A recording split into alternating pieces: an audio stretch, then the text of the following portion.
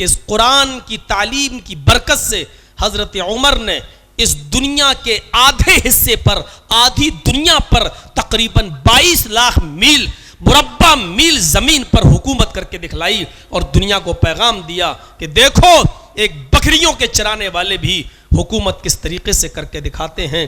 कि हजरत उमर फारूक की इस हुकूमत पर महात्मा गांधी जैसी शख्सियत ये कहने पर मजबूर हो गई कि उमर फारूक का अदल, उमर फारूक का न्याय, उमर फारूक का इंसाफ अगर इस दुनिया में कायम कर दिया जाए और लागू कर दिया जाए तो ये दुनिया अमन और शांति का गहवारा बन जाएगी और खून खराबा बंद हो जाएगा। ये महात्मा गांधी ने ये बात हजरत उमर फारूक के ताल्लुक से कही। हमारे दिल की दुनिया नहीं बदलती है। हम मुसलमान हैं लेकिन वहीं के वहीं हैं। तो पहली नसीहत, ज़ालिकल किताबु ला रैब फीह, ये किताब शक और शुबे से और डाउट से बिल्कुल पाक और साफ है। इसके अंदर शक और शुबे की कोई गुंजाइश नहीं है। जो लोग इस किताब के बारे में शक करते हैं, अल्लाह ताला ने उनको चैलेंज दे दिया है, वइन कुंतुम फी रैबिम मिम्मा नज़्ज़लना अला अब्दिना फ़अतू बिसूरतिम मिन मिस्लिह। लोगों, अगर इस किताब के बारे में तुम्हें शक है, इस किताब के बारे में तुम्हें डाउट है, इस कुरान के बारे में अगर तुम्हें जर्रा बराबर भी, चींटी के सर के बराबर भी, मक्खी के सर के बराबर भी, मच्छर के एक पर के बराबर भी अगर तुम्हें डाउट है तो मैं चैलेंज देता हूं। अल्लाह कहता फ़अतू बिसूरतिम मिन मिस्लिह, तुम एक सूरत ही इसकी तरह बना लाओ। उलमा जानते हैं बेसूरतिन कहा, एक सूरत, कोई भी सूरत, सूरह बकरा की तरह 2.5 पारे की सूरत नहीं, छोटी से छोटी सूरत कुरान की, उसी की तरह एक सूरत बना लाओ। कुरान की 114 सूरतों में सबसे छोटी सूरत कौन सी है? इन्ना आतैना कल कौसर फसल्लि लिरब्बिका वनहर इन्ना शानिअका हुवल अब्तर। अल्लाह का ये चैलेंज डाउट करने वाले और शक करने वालों के लिए है कि अगर तुम्हें डाउट है तो इस जैसी एक छोटी सी सूरत ही तुम बना कर ले आओ। अरबी जानने वाले बड़े बड़े यहूदी और ईसाई जो अरब में पैदा हुए ना उस वक्त उस चैलेंज को कबूल कर पाए, और आज भी जो अरब के अंदर यहूदी और ईसाई हैं जो अरबी बोलते हैं, आज भी कुरान करीम के इस चैलेंज को कबूल करने के लिए तैयार नहीं। वदऊ शुहदाअकुम, अपने हिमायतियों को भी बुला लो, अकेले नहीं, तुम अपने हिमायतियों को, अपने दोस्तों को भी जमा कर लो, सब इकट्ठे हो जाओ, सब मिलकर एक सूरत बना लाओ। नहीं बना सकते। जो हमने अपने बंदे जनाबे मुहम्मदुर रसूलुल्लाह सल्लल्लाहु अलैहि वसल्लम पर कुरान उतारा है, अगर तुम्हें इस किताब के बारे में, इस कुरान के बारे में जर्रा बराबर भी शक है, डाउट है, तो इस जैसी एक सूरत ही बना लाओ। नहीं बना पाए।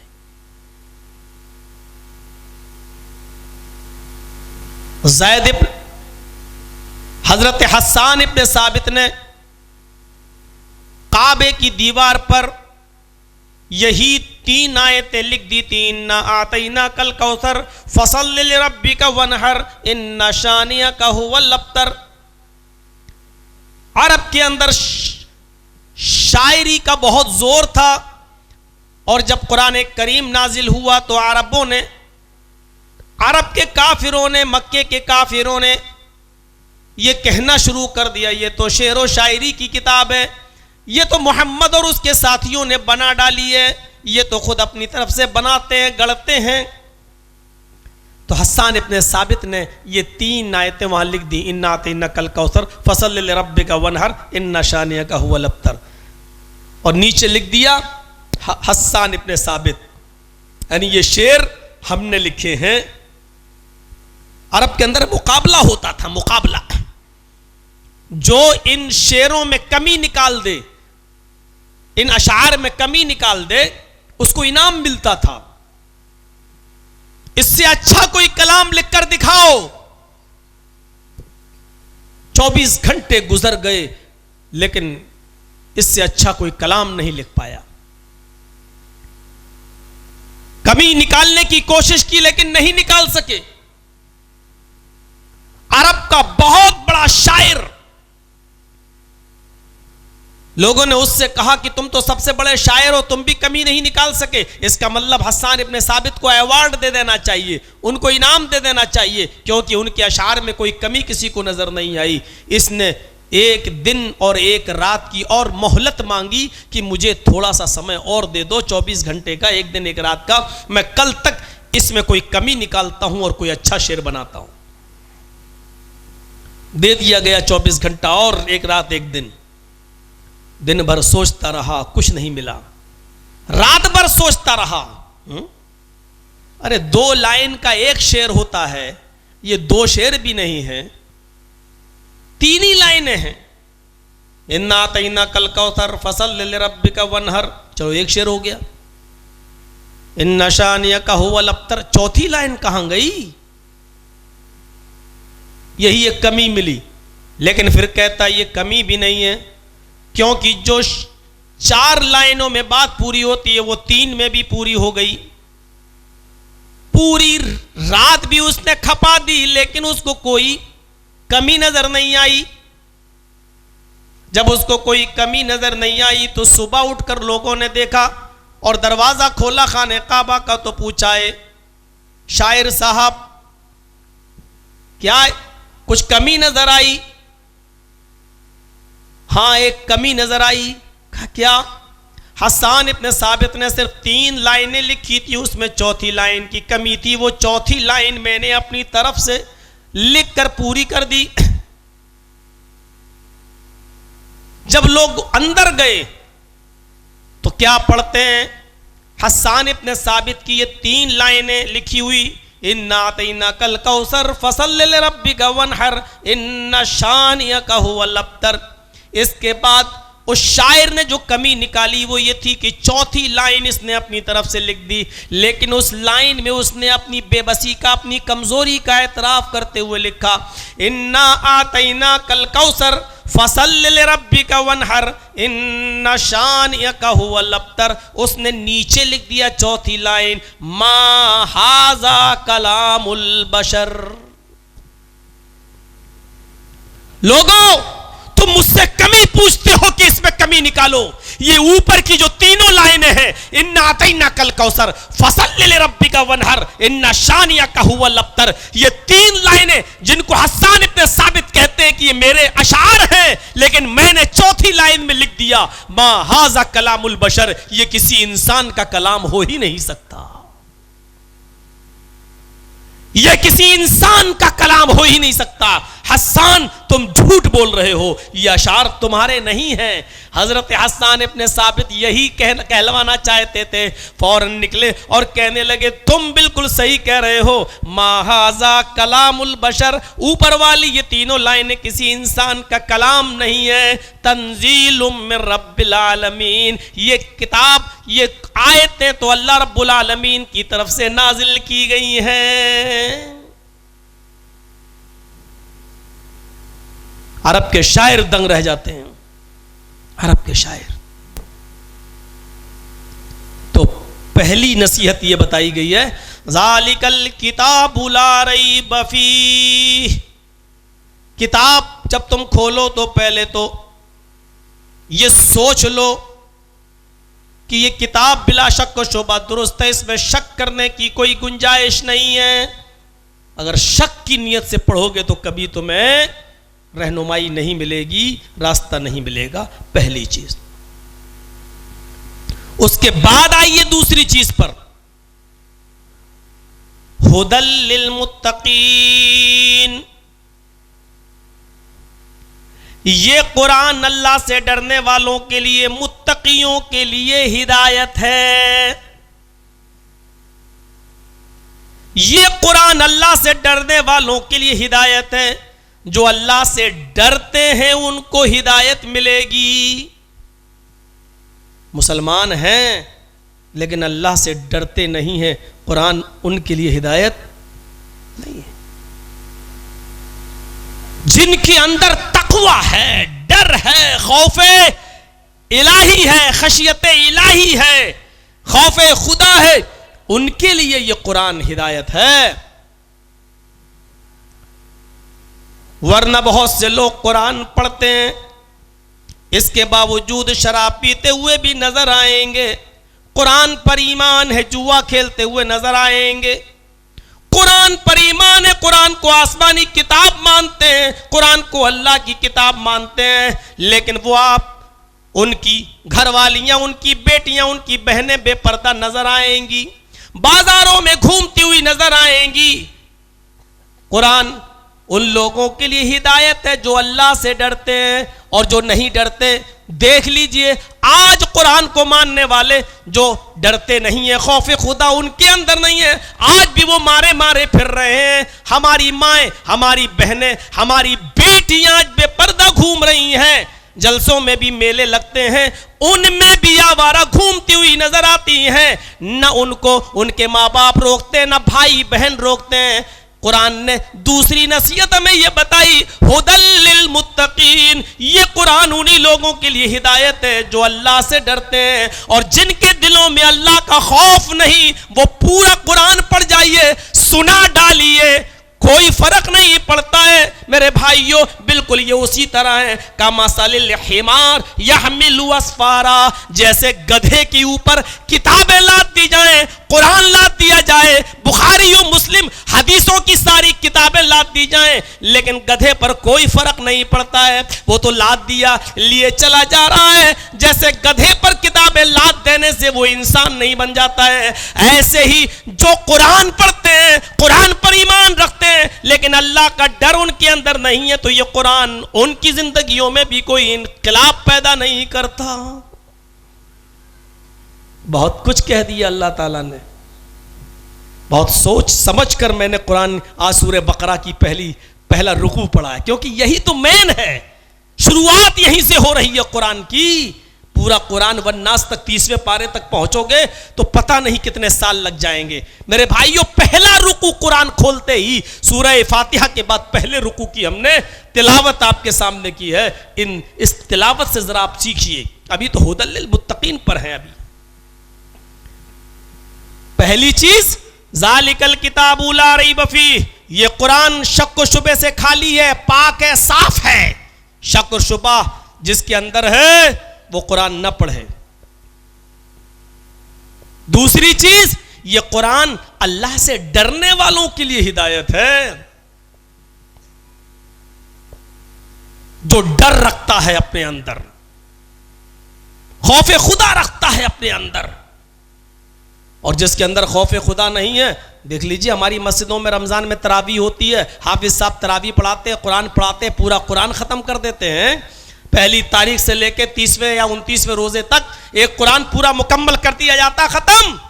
लेकिन उसके बाद आप देख लीजिए, जैसे ही रमजान का चांद हुआ, ईद का चांद हुआ, वही रोजा खोलने वाले, इफ्तार करने वाले लोग, वही अल्लाह से डरने वाले लोग, वही खौफ खुदा अपने अंदर पैदा करने वाले लोग, चांद होते ही बाजारों की रौनक बढ़ाते हैं। और हमारी मां बहनें इस तरीके से बाजारों में घूमती हैं कि गैर मर्दों के साथ उनके धक्के लगते हैं, उनके जिस्म एक दूसरे से टच होते हैं, और कोई उनको परवाह नहीं होती इस बात की। चांद रात वाले दिन हमारा क्या हाल होता है, आप टेलीविजन पर लखनऊ, कानपुर, अपने कोलकाता और इसी तरीके से दिल्ली और मुंबई के मार्केटों का हाल देख सकते हैं, बड़े बड़े शहरों का हाल देख सकते हैं, जहां टीवी एंकर बड़े धड़ल्ले से बताती है कि आज मुसलमान औरतें खरीदारी के लिए निकली। मुसलमान मर्दों का जिक्र कम किया जाता है, मुसलमान औरतों का ज्यादा, ये बताने के लिए,